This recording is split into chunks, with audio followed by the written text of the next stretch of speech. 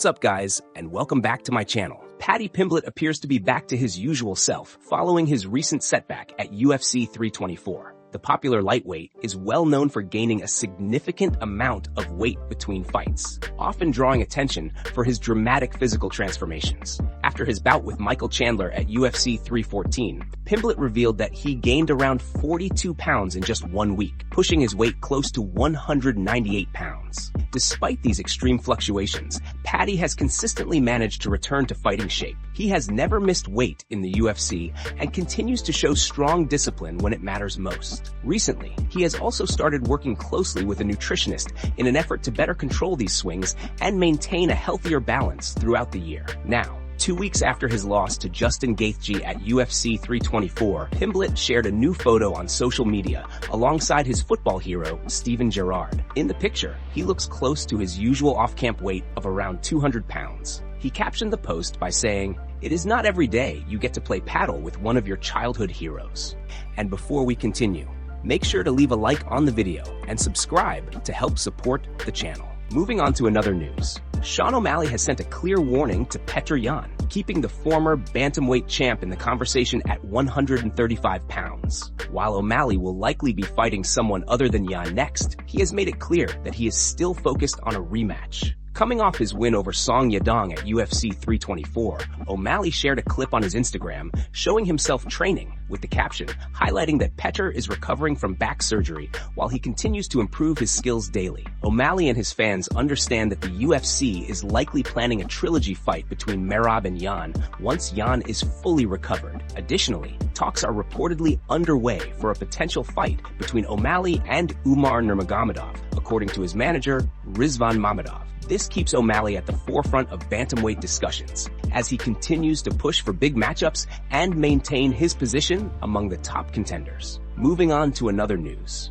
Ian Garry has stepped into the role of matchmaker for the welterweight division, and he is making it very clear that he believes he deserves the next title shot. Right now, the future of the division is still uncertain. It is not fully clear what is next for Islam Makhachev or how the championship picture is going to shape up. With so many contenders rising, the debate around the next matchup has only grown louder. Following Makhachev's victory to reclaim the welterweight belt back in November, fans and fighters alike have been discussing who should get the next opportunity. Names like Michael Morales, Carlos Paredes, and Garry himself have all been thrown into the conversation. Recently, Ian Garry decided to share his own vision for how the division should move forward by posting a video online, outlining several potential matchups. In the video, Garry explained that everyone has an opinion about who should fight next, and he wanted to share his own. He first suggested a matchup between Carlos Prates and Michael Morales, describing it as a battle between two heavy hitters. According to Garry, Prates hits harder,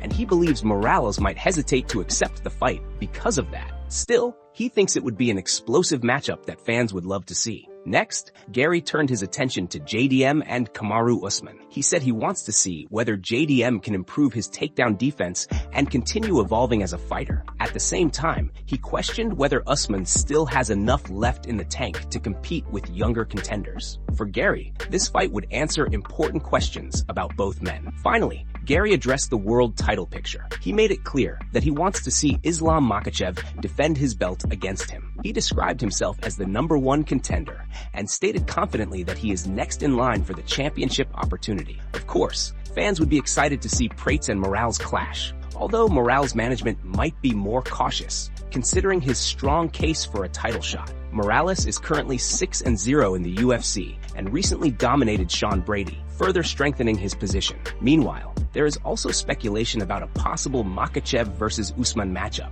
Even though Usman has only 1 win since 2021 and is ranked 7th, many believe the UFC may still be considering it as a high-profile option. Moving on to another news. Arman has finally responded to the recent call out from Benoit Saint-Denis following his impressive win at UFC 325. After defeating Dan Hooker, Saint-Denis made it clear that he is aiming for Arman's #1 contender spot. With that victory, he climbed to number 5 in the UFC lightweight rankings, putting himself right in the middle of the title conversation at a time when Arman's next fight is still uncertain. Currently, Arman sits at number 2 in the division and has been linked to a potential title shot for several months. However, with Justin Gaethje holding the interim title, Arman will likely need to take another fight before earning a guaranteed opportunity, unless something unexpected happens. Because of this situation, fans have been closely watching his next move. During a recent Telegram stream, Arman was asked about his future plans and where he stands in the title picture. He admitted that he does not have any confirmed news yet, but made it clear that his main goal remains the championship. He said he hopes to fight for the title next, and that he does not care who the opponent is, where the fight takes place,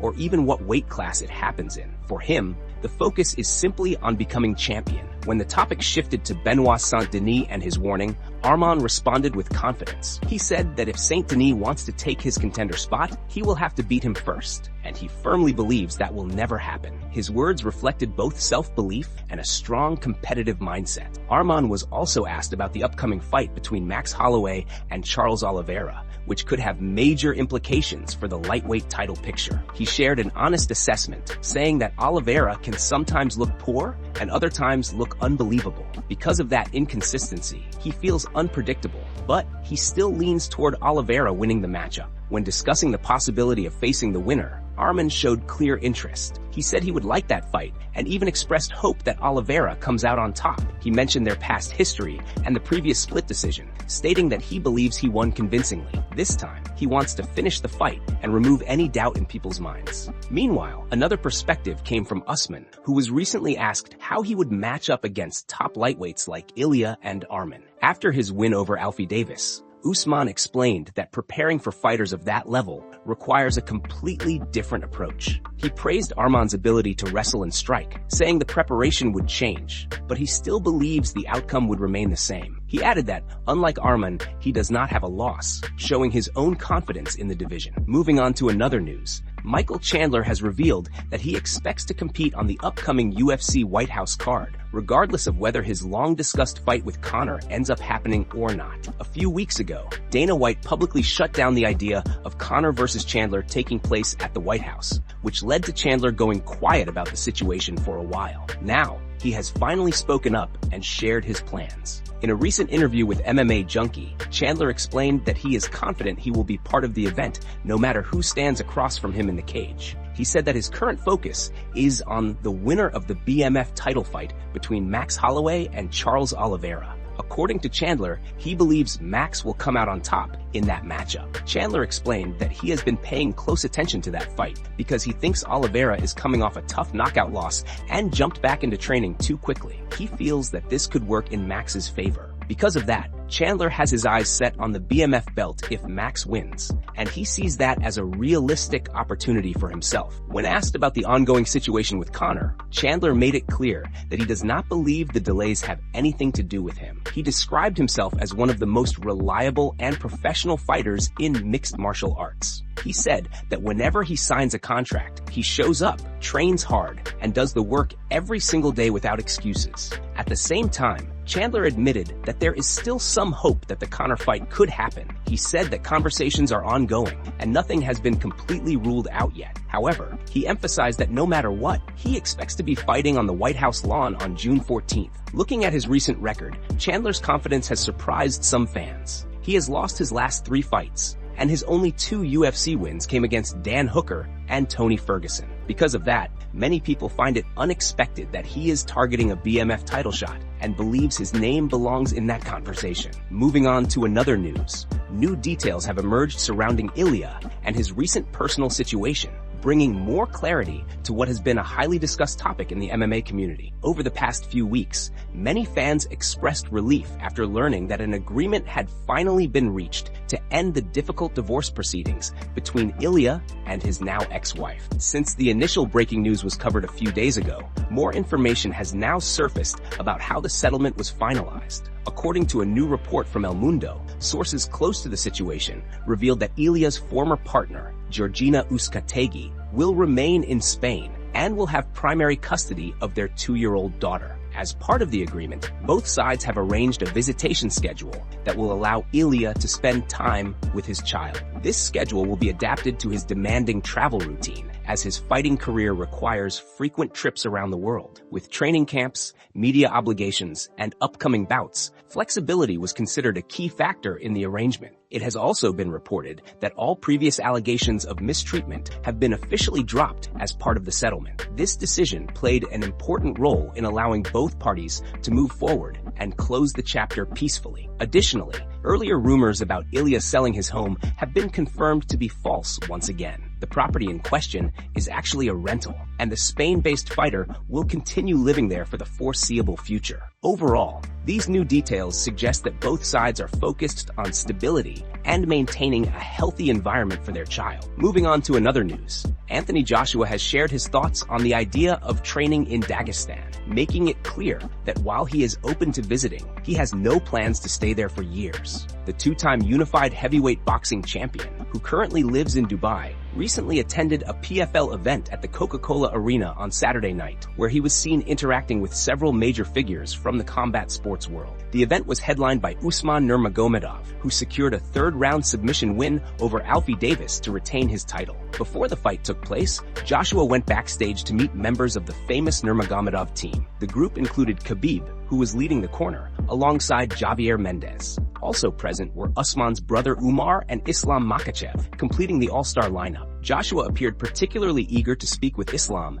even showing him something on his phone during their conversation. At one point, Islam jokingly suggested that Joshua should come and train in Dagestan. This comment referenced the popular meme about spending 2 to 3 years there to sharpen fighting skills. Joshua laughed off the idea and responded in good spirits. He said he had no intention of disappearing for years, but he would be open to visiting for a short period. According to him, 2 or 3 weeks in Dagestan could be an interesting and valuable experience, without fully committing to a long-term stay. Moving on to another news. Big news dropped today as UFC light heavyweight champion Alex Pereira could be stepping into a grappling match against middleweight standout Shara Magomedov, with negotiations actively underway. According to Shara's manager, Rizvan Magomedov, talks are progressing, though no official date or event has been confirmed yet. Shara, who has no submission wins on his record, has been keeping busy with high-level grappling bouts ever since his submission loss to Arman last year. This upcoming clash would take place outside the octagon, forcing two primarily striking-focused athletes to compete under a submission-only rule set. It represents a fascinating stylistic flip,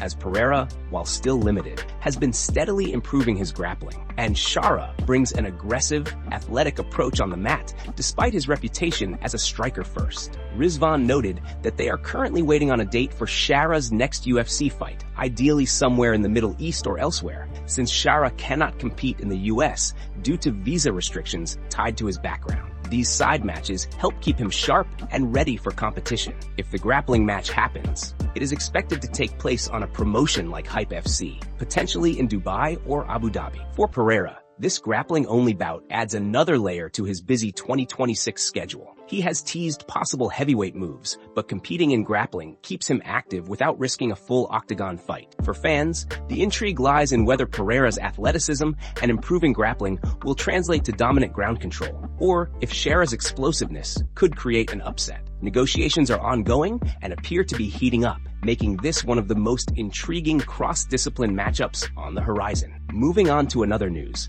Jon Jones has found himself in the spotlight again, this time after a private conversation about his health was leaked without his consent. As many fans now know, Jones has been dealing with arthritis, and by his own admission, it is not a minor issue. Recently, he spoke with the Schmo about what happened while he was attending a celebrity football event, and he did not hide his frustration about how the situation unfolded. According to Jones, he was speaking confidentially with a group of people when someone nearby was wearing meta glasses, similar to his own. That person ended up recording and posting the conversation online. Jones explained that he never intended for those comments to be shared publicly and felt betrayed by the situation. He said it was disappointing because he believed he was having a private discussion, not something meant for the entire world to hear. Still, he admitted that this is sometimes how life works, even when it feels unfair. Despite the leak, Jones made it clear that his arthritis is not something he plans to let define his future. He emphasized that he has been an athlete his entire life and that physical wear and tear comes with the territory. He started competing in sports back in 7th grade and is now approaching 40 years old. For him, aches and injuries are simply part of the journey. He even said that if he had the chance to do it all over again, he would not change a thing. At the event, he felt good, warmed up, ran around, and enjoyed himself, showing that he still believes in his physical abilities. Looking ahead, there has been growing speculation about whether Jones will return to the cage in 2026, possibly on the highly discussed White House card that he has been pushing for. While that idea once seemed distant, it now appears to be getting closer. However, Jones has also begun speaking more openly about the possibility of retirement. In a recent interview with Helen Ye, Jones admitted that he could be nearing the end of his MMA career. He said that part of his mindset now is about leaving the sport at the right time. He does not want to become the kind of fighter who alternates between wins and losses. Instead, he wants to walk away while still feeling strong and respected. With Jones turning 39 in just a few months and dealing with arthritis, it might be smart for him to start planning his exit, especially if he is concerned about protecting his legacy. Wrapping things up carefully makes sense. When it comes to the heavyweight division, there are still very few names that fans confidently believe could defeat him. For a long time, Tom Aspinall was seen as the biggest threat, but after his short showing against Cyril Gane, many began to feel that Jones would likely have had an easier path to victory than previously expected.